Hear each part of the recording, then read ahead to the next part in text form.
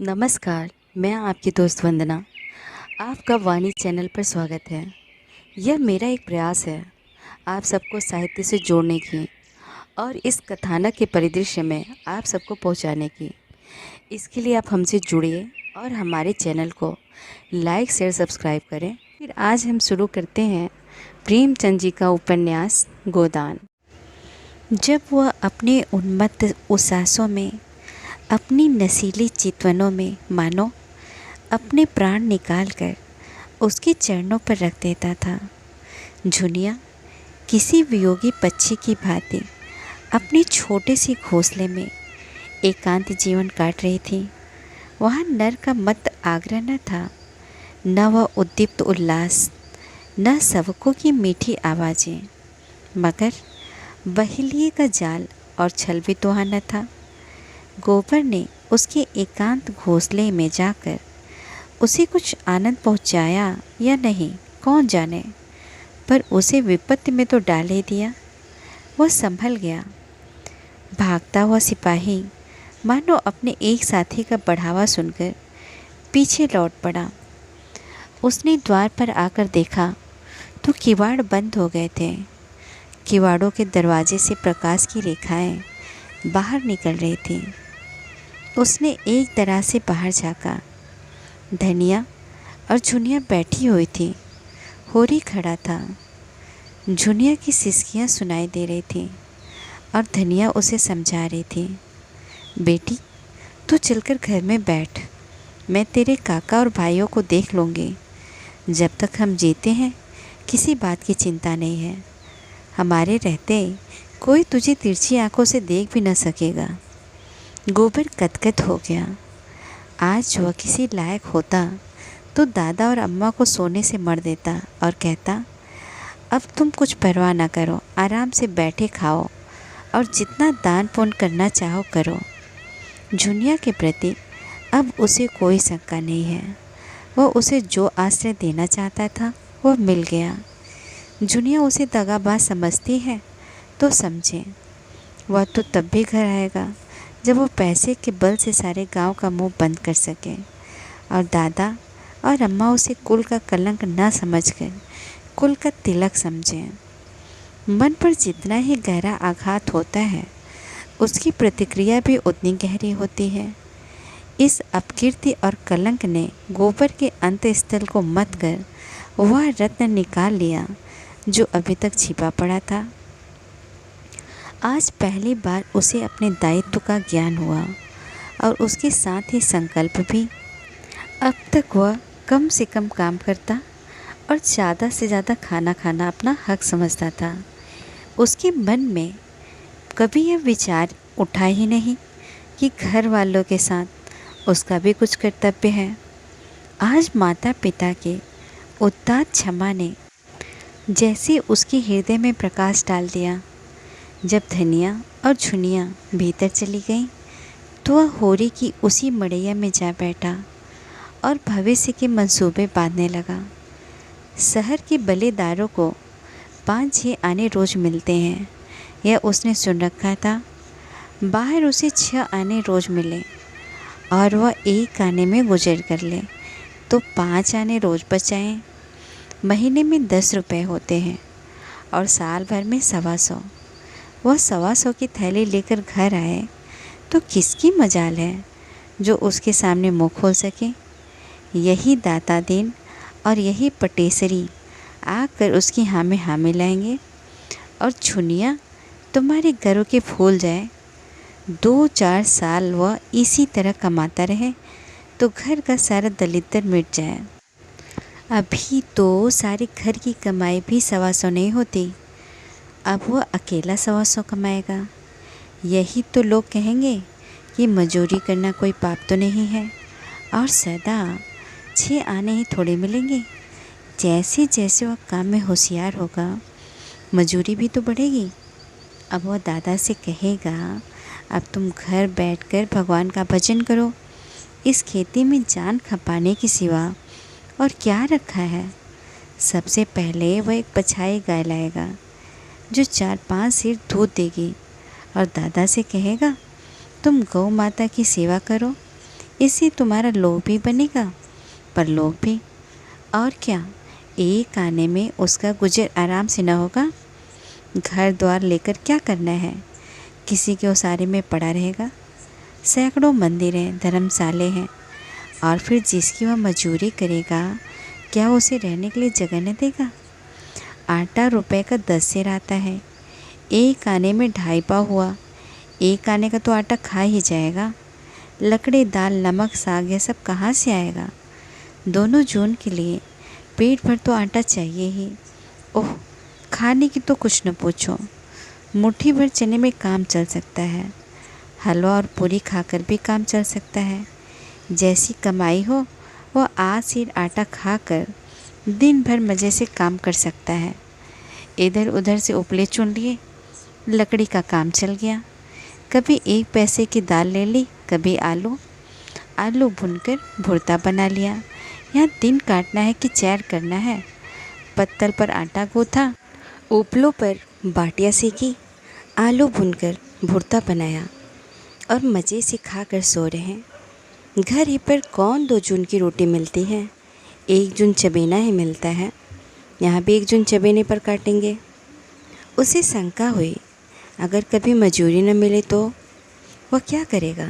मगर मजूरी क्यों न मिलेगी। जब वो जी तोड़कर काम करेगा तो 100 आदमी उसे बुलाएंगे। काम सबको प्यारा होता है, चाम नहीं प्यारा होता। यहाँ भी तो भूसा पड़ता है, पाला गिरता है, ऊख में दीमक लगते हैं, जौ में गिरुई लगती है, सरसों में लाही लग जाती है। उसे रात को कोई काम मिल जाएगा तो उसे भी ना छोड़ेगा। दिन भर मजूरी की, रात कहीं चौकीदारी कर लेगा। 2 आने भी रात के काम में मिल जाएं तो चांदी है। जब वो लौटेगा तो सबके लिए साड़ियाँ लाएगा, झुनिया के लिए हाथ के कंगन ज़रूर बनवाएगा और दादा के लिए एक मुड़ासा लाएगा। इन्हीं मनमोदकों का स्वाद लेता हुआ वह सो गया। लेकिन ठंड में नींद कहाँ। किसी तरह रात काटी और तड़के उठकर लखनऊ की सड़क पकड़ ली। 20 कोस ही तो थी, सांस तक पहुंच जाएगा। गांव का कौन आदमी वहां आता जाता है, और वो अपना ठिकाना नहीं लिखेगा। नहीं, दादा दूसरे ही दिन सिर पर सवार हो जाएंगे। उसे कुछ पछतावा था तो यही कि झुनिया से क्यों न साफ साफ कह दिया, अभी तो घर जा, मैं थोड़े दिनों में कुछ कमा कर लौटूंगा। लेकिन तब वो घर जाती ही क्यों, कहती मैं भी तुम्हारे साथ लौटूंगी। वो कहाँ कहाँ बांधे फिरता। दिन चढ़ने लगा, रात को कुछ न खाया था, भूख मालूम होने लगी, पाँव लड़खड़ाने लगे। कहीं बैठकर दम लेने की इच्छा होती थी। बिना कुछ पेट में डाले वह अब नहीं चल सकता। लेकिन पास एक पैसा भी नहीं है। सड़क के किनारे झड़बेरियों के झाड़ थे। उसने थोड़े से पेड़ तोड़ लिए और उधर को बहलाता हुआ चला। एक गांव में गुड़ पकने की सुगंध आई। अब मन न माना, कोल्हाड़ में जाकर लोट डोर मांगा और पानी भरकर चुल्लू से पीने बैठा कि किसान ने कहा, अरे भाई, क्या निराला ही पानी पियोगे, थोड़ा सा मीठा लो। अब की और चला ले कोल्हू और बना ले खाड़। अगले साल तक मिल तैयार हो जाएगी, सारी ऊँख खड़ी बिक जाएगी। गुड़ और खाड़ के भाव चीनी मिलेगी तो हमारा गुड़ कौन लेगा। उसने एक कटोरे में गुड़ की कई पिंडियाँ ला कर दी। गोबर ने गुड़ खाया, पानी पिया। तम्बाकू तो पीते होंगे, गोबर ने बहाना किया, कभी चीलम नहीं पीता। बुढ़े ने प्रसन्न होकर कहा, बड़ा अच्छा करते हो भैया, बुरा रोग है, एक बार पकड़ ले तो ज़िंदगी भर नहीं छोड़ता। इंजन को कोयला पानी भी मिल गया। चाल तेज हुई। जाड़े के दिन न जाने कब दोपहर हो गया। एक जगह देखा, एक युवती एक वृक्ष के नीचे पति से सत्याग्रह किए बैठी थी। पति सामने खड़ा उसे मना रहा था। 2-4 राहगीर तमाशा देखने खड़े हो गए थे। गोबर भी खड़ा हो गया। माँ लीला से रोचक और कौन जीवन नाटक होगा। युवती ने पति की ओर घूर कर कहा, मैं न जाऊंगी, न जाऊंगी। पुरुष ने जैसे अल्टीमेटम दिया, न जाएगी, न जाऊंगी, न जाएगी। न जाओगे। पुरुष ने उसके केस पकड़कर घसीटना शुरू किया। युवती भूमि पर लेट गई। पुरुष ने हार कर कहा, मैं फिर कहता हूँ, उठकर चल। स्त्री ने उसी दृढ़ता से कहा, मैं तेरे घर 7 जन्म न जाऊँगी। बोटी बोटी काट डाल। मैं तेरा गला काट लूँगा तो फांसी पाओगे। पुरुष ने उसके केस छोड़ दिए और सिर पर हाथ रखकर बैठ गया। पुरुषत्व तो अपनी चरम सीमा तक पहुंच गया। उसके आगे अब उसका कोई बस नहीं है। एक क्षण में वो फिर उठ खड़ा हुआ और परास्त होकर बोला, आखिर तू चाहती क्या है? युवती भी उठ बैठी और निश्चल भाव से बोली, मैं यही चाहती हूँ तू मुझे छोड़ दे। कुछ मुँह से कहेगी? क्या बात हुई? मेरे भाई बाप को कोई गाली दे? अरे किसने गाली दी तेरे भाई बाप को? जाकर अपने घर में पूछ। चलेगी तभी तो पूछूंगा। तू क्या पूछेगा? कुछ दम भी है? जाकर अम्मा के आंचल में मुंह ढाँप कर सो। वह तेरी माँ होगी, मेरी कोई नहीं है। तू उसकी गालियाँ सुन, मैं क्यों सुनूं? एक रोटी खाती हूँ तो 4 रोटी का काम करती हूँ। क्यों किसी को धौ सहूँ?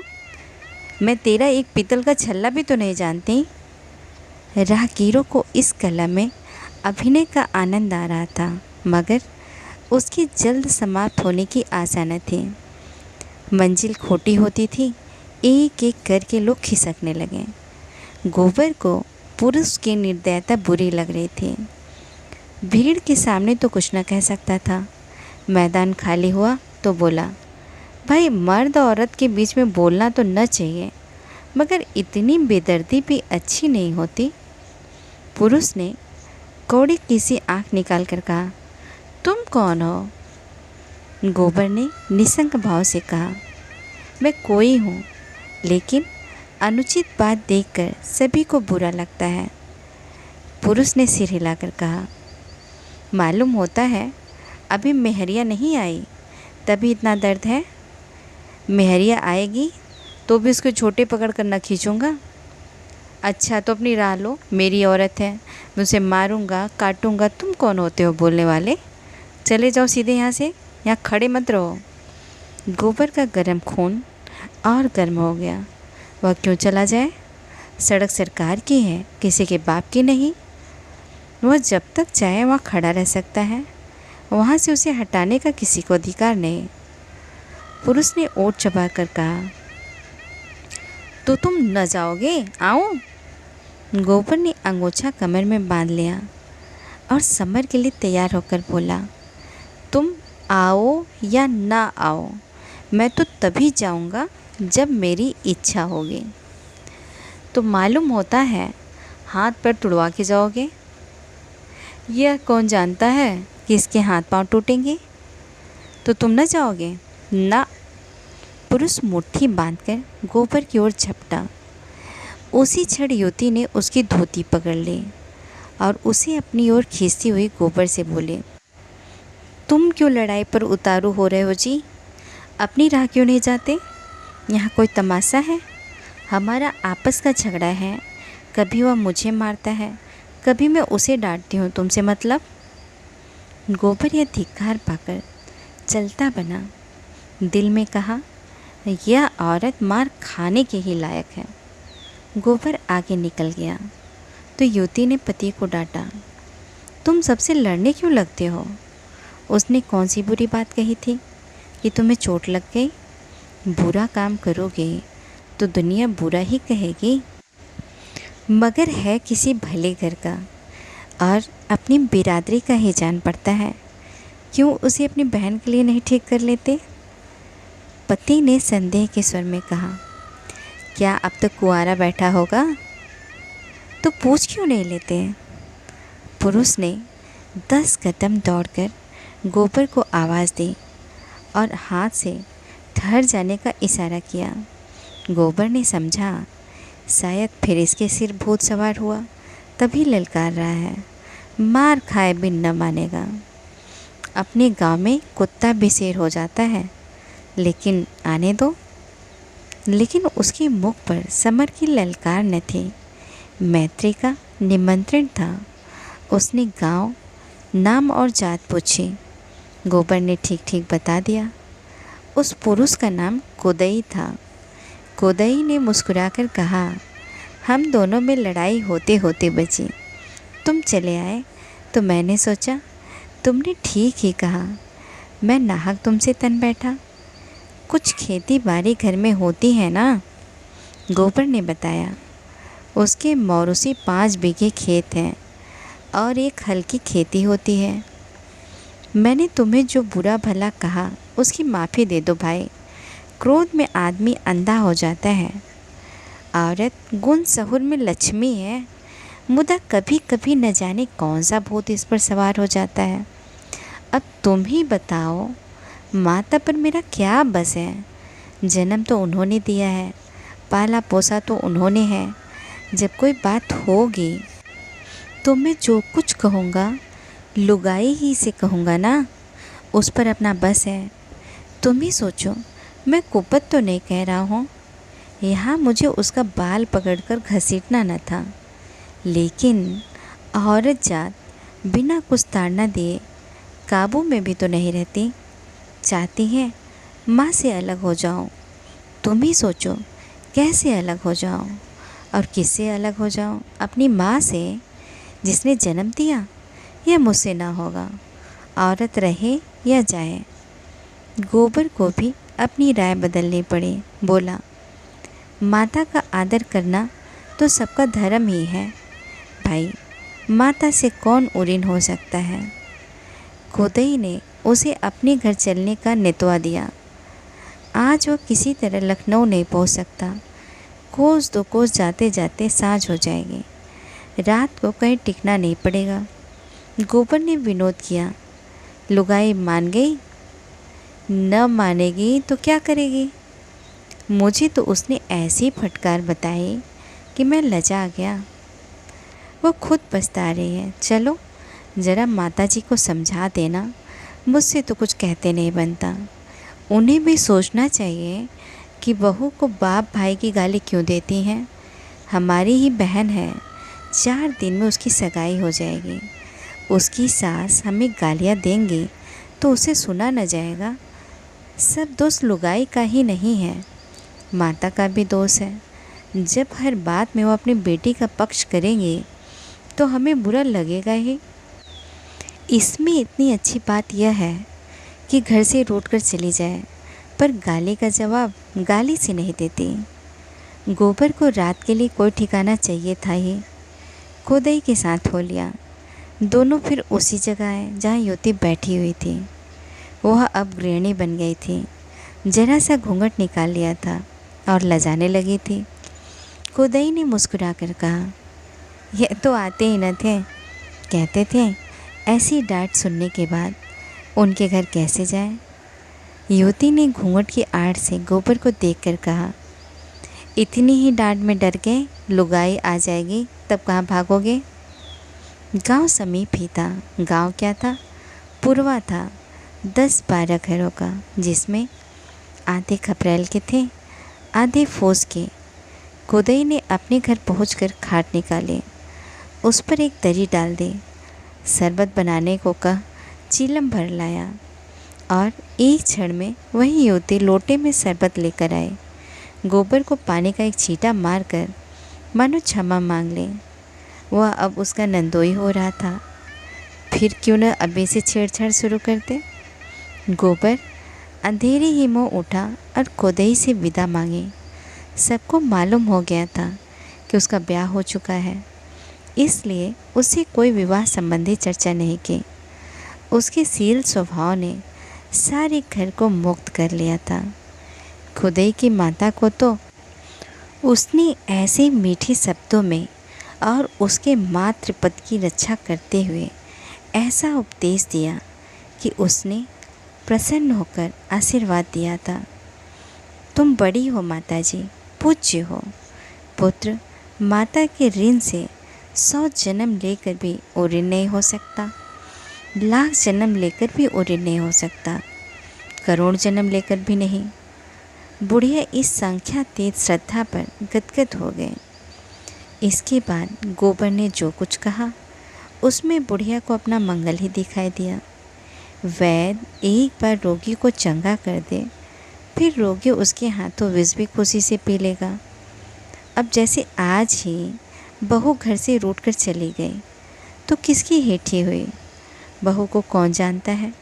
किसकी लड़की है, किसकी नातिन है, कौन जानता है? संभव है उसका बाप घसियारा ही रहा हो।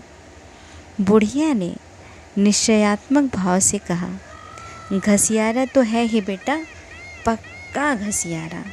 सवेरे उसका मुंह देख लो तो दिन भर पानी न मिले। गोबर बोला, तो ऐसे आदमी की क्या हंसी हो सकती है? हंसी हुई तुम्हारी और तुम्हारे आदमी की। जिसने पूछा यही पूछा किसकी बहू है, फिर वह भी अभी लड़की है, अबोध है, अल्लड़ है, नीच माता पिता की लड़की है, अच्छी कहाँ से बन जाए? तुमको तो बुढ़े तोते को राम राम पढ़ाना होगा। मारने से तो पढ़ेगा नहीं, उसे तो सहज स्नेह से ही पढ़ाया जा सकता है।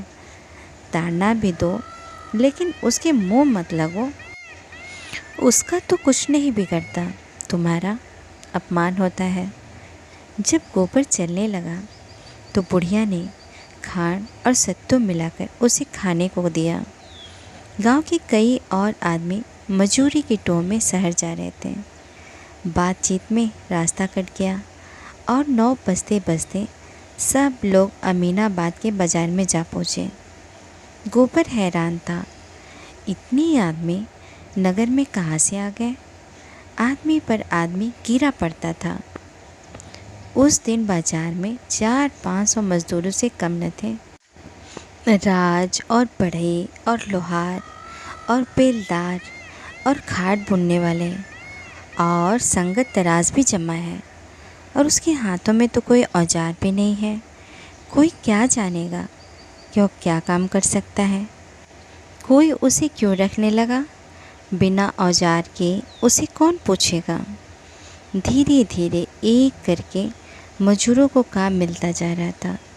कुछ लोग निराश होकर घर लौटे जा रहे थे। अधिकतर वहाँ बूढ़े और निकम्मे बच रहे थे, जिनका कोई 75 न था, और उन्हीं में गोबर भी था। लेकिन अभी आज उसके पास खाने को है, कोई गम नहीं। सहसा मिर्ज़ा खुर्शीद ने मज़दूरों के बीच में आकर ऊंची आवाज़ से कहा, जिसको 6 आने रोज़ पर काम करना हो वो मेरे साथ आए। सबको 6 आने मिलेंगे, 5 बजे छुट्टी मिलेगी।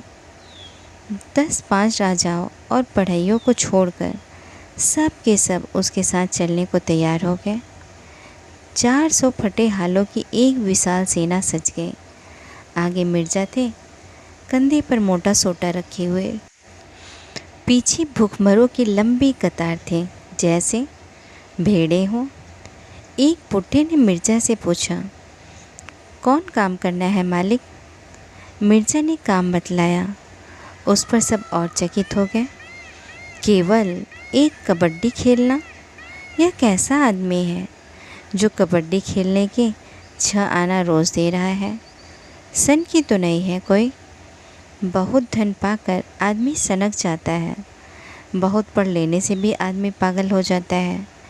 कुछ लोगों को संदेह होने लगा, कहीं यह कोई मखौल तो नहीं है। यहाँ से घर पर ले जाकर कहते कोई काम नहीं है, तो कौन इसका क्या कर लेगा? वह चाहे कबड्डी खिलाए, चाहे आँख मिचौनी, चाहे गुल्ली डंडा, मजूरी पेशगी दे दे, ऐसे झक्कड़ आदमी का क्या भरोसा? गोबर ने डरते डरते कहा, मालिक, हमारे पास कुछ खाने को नहीं है, पैसे मिल जाए तो कुछ लेकर खा लो। मिर्ज़ा ने झट 6 आने पैसे उसके हाथ पे रख दिए और ललकार कर बोले, मजूरी सबको चलते चलते पेशगी दे दी जाएगी, इसकी चिंता मत करो। मिर्ज़ा साहब ने शहर के बाहर थोड़ी सी ज़मीन ले रखी थी। मजूरों ने जाकर देखा तो एक बड़ा अहाता घेरा हुआ था और उसके अंदर केवल एक छोटी सी फूस की झोपड़ी बेलों और लताओं से ढकी हुई बहुत सुंदर लगती थी। अहाते में एक तरफ आम और नींबू और अमरूद के पौधे लगे हुए थे, दूसरी तरफ कुछ फूल। बड़ा हिस्सा पड़ती था। मिर्ज़ा ने सबको कतार में खड़ा करके ही मजूरी बांट दी। अब किसी को उसके पागलपन में संदेह न रहा। गोबर पैसे पहले ही पा चुका था। मिर्ज़ा ने उसे बुलाकर पौधे सींचने का काम सौंपा। उसे कबड्डी खेलने को ना मिलेगी। मन में ऐड कर रह गया, इन बुड्ढों को उठा उठा कर पटकता, लेकिन कोई परवाह नहीं, बहुत कबड्डी खेल चुका है, पैसे तो पूरे मिल गए। आज युगों के बाद इन जराग्रस्तों को कबड्डी खेलने का सौभाग्य मिला। अधिकतर तो ऐसे थे जिन्हें याद भी ना आता था कि कभी कबड्डी खेली है या नहीं। दिन भर शहर में पिसते थे, बाहर रात के घर पहुंचते थे और जो कुछ रूखा सूखा मिल जाता था खा कर पड़े रहते थे। प्रातःकाल फिर वही चरखा शुरू हो जाता था। जीवन नीरस निरानंद केवल एक ढर्रा मात्र हो गया था। आज जो यह अवसर मिला तो बूढ़े भी जवान हो गए। अधमरे बूढ़े ठठरिया लिए, मुंह में दांत न पेट में आंत, जांग के ऊपर धोतियाँ या तहमत चढ़ाए ताल ठोक ठोक कर उछल रहे थे। मानो उन बुढ़ी हड्डियों में जवानी धस पड़ी हो। चटपट पाली बन गई। दो नायक बने। गोइयों का चुनाव होने लगा और 12 बजते बजते खेल शुरू हो गया। जाड़ों की ठंडी धूप ऐसी क्रीड़ाओं के लिए आदर्श ऋतु है। इधर अहाते के फाटक पर मिर्ज़ा साहब तमाशाइयों को टिकट बांट रहे थे। उन पर इस तरह कोई न कोई सनक हमेशा सवार रहते थे। अमीरों से पैसा लेकर गरीबों को बांट देना। इस बूढ़ी कबड्डी का विज्ञापन कई दिनों से हो रहा था। बड़े बड़े पोस्टर चिपकाए गए थे, नोटिस बांटे गए थे। यह खेल अपने ढंग का निराला होगा, बिल्कुल अभूतपूर्व। भारत के बुढ़े आज भी कैसे पौधे हैं, जिन्हें यह देखना हो आए और अपनी आंखें तृप्त कर लें। जिसने यह तमाशा न देखा वो पछताएगा। ऐसा सुअवसर फिर न मिलेगा। टिकट 10 रुपए से लेकर 2 आना तक थे। 3 बजते बजते सारा अहाता भर गया। मोटरों और फिटनों का तांता लगा हुआ था। 2000 से कम की भीड़ न थी। रईसों के लिए कुर्सियाँ और बेंचों का इंतज़ाम था। साधारण जनता के लिए साफ सुथरी ज़मीन। मिस मालती, मेहता खन्ना, तंखा और राय साहब सभी विराजमान थे। खेल शुरू हुआ तो मिर्ज़ा ने मेहता से कहा, आइए डॉक्टर साहब, एक गोई हमारी और आपकी हो जाए। मिस मालती बोली, फिलॉसफर का जोड़ फिलॉसफर से ही हो सकता है। मिर्ज़ा ने मूँछों पर ताव देकर कहा, तो क्या आप समझती हैं मैं फिलॉसफर नहीं हूँ? मेरे पास पुछल्ला नहीं है, लेकिन मैं हूँ फिलॉसफर। आप मेरा इम्तहान ले सकते हैं मेहता जी। मालती ने पूछा, अच्छा बताइए, आप आइडियलिस्ट हैं या मटेरियलिस्ट हैं? मैं दोनों हूँ। यह क्यों कर? बहुत अच्छी तरह। जब जैसा मौका देखा वैसा बन गया। तो आपका अपना कोई निश्चय नहीं है? जिस बात का आज तक कभी निश्चय न हुआ और न कभी होगा, उसका निश्चय मैं भला क्या कर सकता हूँ? और लोग आंखें फाड़कर और किताबें चाटकर जिस नतीजे पर पहुँचते हैं, वहाँ मैं यूँ ही पहुँच गया। आप बता सकती हैं किसी फिलॉसफर ने अकली गद्दे लड़ाने के सिवा और कुछ किया है? डॉक्टर मेहता ने अचकन के बटन खोलते हुए कहा, तो चलिए हमारी और आपकी हो ही जाए। और कोई माने या न माने, मैं आपको फिलोसफर मानता हूँ। मिर्ज़ा ने खन्ना से पूछा, आपके लिए भी कोई जोड़ ठीक करूँ? मालती ने पुचारा दिया, हाँ हाँ, इन्हें ज़रूर ले जाइए मिस्टर तनख्वाह के साथ। खन्ना झेपते हुए बोले, जी नहीं, मुझे क्षमा कीजिए। मिर्ज़ा ने राय साहब से पूछा, आपके लिए कोई जोड़े लाऊं? राय साहब बोले, मेरा जोड़ तो ओंकार नाथ का है, मगर वह आज नज़र ही नहीं आते। मिर्ज़ा और मेहता भी नंगे देह केवल जांघें पहने हुए मैदान में पहुंच गए। एक इधर दूसरा उधर, खेल शुरू हो गया। जनता बूढ़े कुलेलों पर हंसती थी, तालियां बजाती थी, गालियां देती थी, ललकारती थी, बाजियां लगाती थी।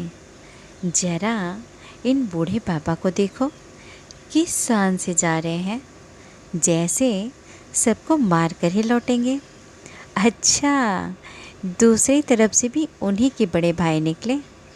दोनों कैसे पैतरे बदल रहे हैं। इन हड्डियों में अभी बहुत जान है। इन लोगों ने जितना घी खाया है, उतना सब हमें पानी भी मैसर नहीं। लोग कहते हैं भारत धनी हो रहा है, होता होगा। हम तो यही देखते हैं कि इन बुढ़ों जैसे जीवट के जवान भी आज मुश्किल से निकलेंगे। वह उधर वाले बुढ़े ने इसे दबोच लिया। बेचारा छूट निकलने के लिए कितना जोर मार रहा है, मगर अब नहीं जा सकते बच्चा। एक को 3 लिपट गए। इस तरह लोग अपनी दिलचस्पी जाहिर कर रहे थे। उनका सारा ध्यान मैदान की ओर था। खिलाड़ियों के आघात प्रतिघात, उछल कूद, धर पकड़ और मरने जीने में तन्मय हो रहे थे। कभी चारों तरफ से कह पड़ते, कभी कोई अन्याय या धांधली देखकर लोग छोड़ दो का गुल मचाते। कुछ लोग तैस में थे, उन्हें इस खेल में विशेष आनंद न मिल रहा था। वे इससे अधिक महत्व की बातें कर रहे थे। खन्ना ने जिंजर का गिलास खाली करके सिगार सुलगाया और राय साहब से बोले, मैंने आपसे कह दिया, बैंक इससे कम सूद पर किसी तरह राजी न होगा, और यह रियायत भी मैंने आपके साथ की है, क्योंकि आपके साथ घर का मामला है। राय साहब ने मूँछों में मुस्कुराहट को लपेट कर कहा, आपकी नीति में घर वालों को ही उल्टे छुरे से हलाल करना चाहिए, या आप क्या फरमा रहे हैं? ठीक कह रहा हूँ। सूर्य प्रताप सिंह से आपने केवल 7% लिया है, मुझसे 9% मांग रहे हैं और उस पर एहसान भी रखते हैं। क्यों न हो? खन्ना ने कहा मारा, मानो यह कथन हंसने के ही योग्य था। उन शर्तों पर मैं आपसे भी वही सूद ले लूँगा। हमने उनकी जायदाद रेहन रख ली और शायद यह जायदाद फिर उनके साथ न जाएगी। मैं अपनी कोई जायदाद निकाल दूँगा। 9% से कहीं अच्छा है कि फालतू जायदाद अलग कर दो। मेरी जैक्सन रोड वाली कोठी आप निकलवा दें, कमीशन ले लीजिएगा। उस कोठी का सुविधे से निकलना जरा मुश्किल है। आप जानते हैं